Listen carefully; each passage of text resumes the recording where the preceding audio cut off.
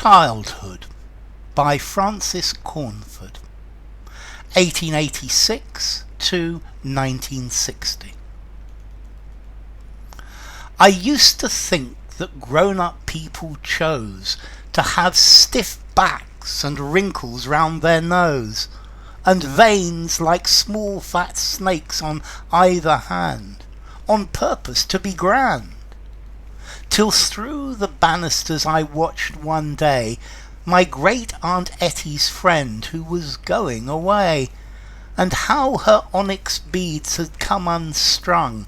I saw her grope to find them as they rolled, and then I knew that she was helplessly old, as I was helplessly young.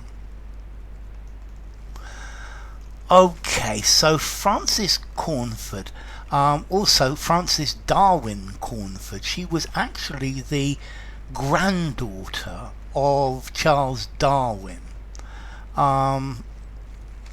Let's see, childhood. What's this poem about? Okay, this poem is about childhood and about growing up. It's about the realization that things aren't always what they seem, because originally it says, I used to think that grown-up people chose to have stiff backs and wrinkles round their nose. So I used to think this, yes, that I always used to think that these were something that grown-ups wanted. Yeah, they wanted to, because this is something that made them grand and important. And I didn't understand that these are signs of getting old.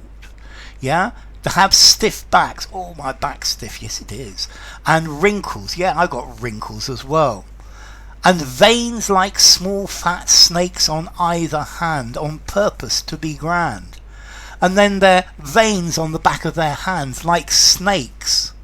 Yeah, and all of these things are to make them seem important, that adults chose these things to make themselves look important.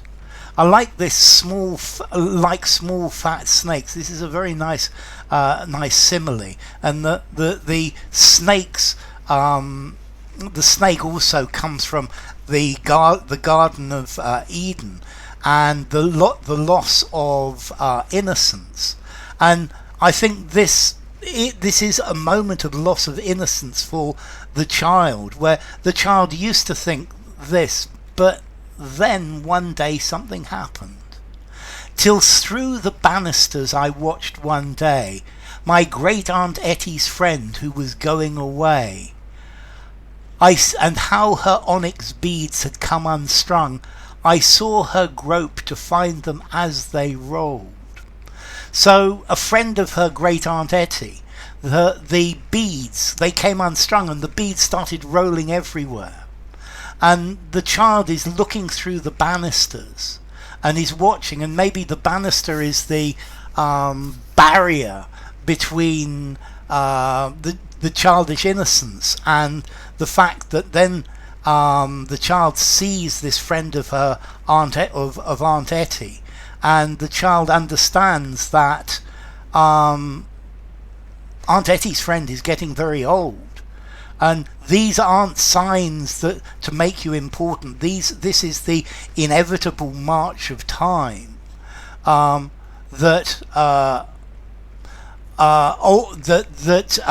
This is a sign of mortality, and once you lose your youth, it's something that never comes back.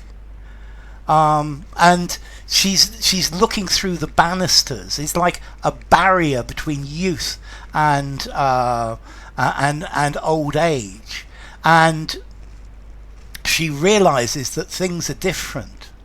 And then I knew that she was helplessly old and I was helplessly young. So this friend of her great aunt Etty is groping, is trying to pick up her beads, but she's having a really difficult time doing it. She can't do it properly.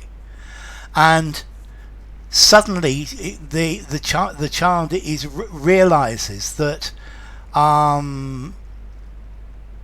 as you get older, you become more helpless. If you're very young, you're also helpless. So it's almost, life is almost like a march between helpless. As an adult, you can look after yourself, and then you start to get these signs, the snakes and other things, and you then start to get older. Okay, so this is the child is looking back on this memory, and I think the speaker is remembering this, or looking at it through adult eyes, and is remembering the significance, and now understands the situation much better. So the main theme is the loss of innocence, and how once children lose innocence, it's not something that will come back. So enough. If you enjoyed the video, give it a rating, subscribe to my channel, and I'll see you soon. Bye for now. Francis Cornford, Childhood.